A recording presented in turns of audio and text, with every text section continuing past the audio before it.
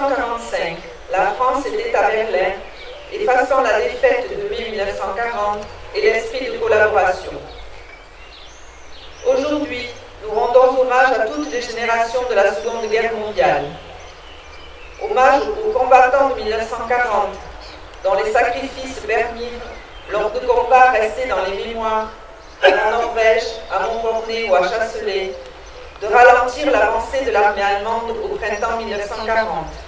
Hommage à toutes ces femmes et tous ces hommes, français ou venus du monde entier, issus de toutes les origines et de toutes les cultures, qui conjuguèrent leurs efforts pour libérer le territoire national et faire triompher la fraternité.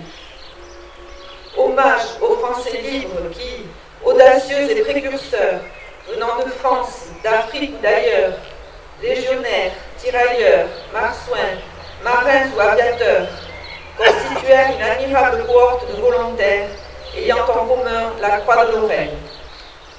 Hommage aux résistants de l'intérieur, de toute conviction, qui choisirent de mener le combat sur le territoire national au sein de réseaux, de mouvements, de maquis.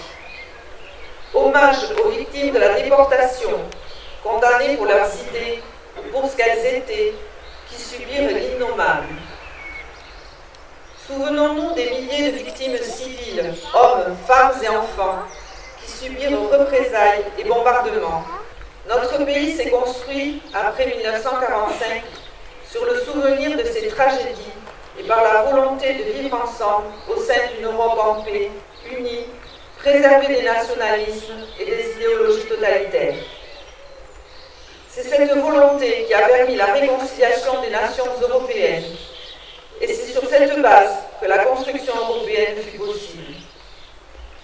Aujourd'hui, 60 ans plus tard, l'union de ces nations est la garantie de la préservation de la paix et de la liberté des Européens.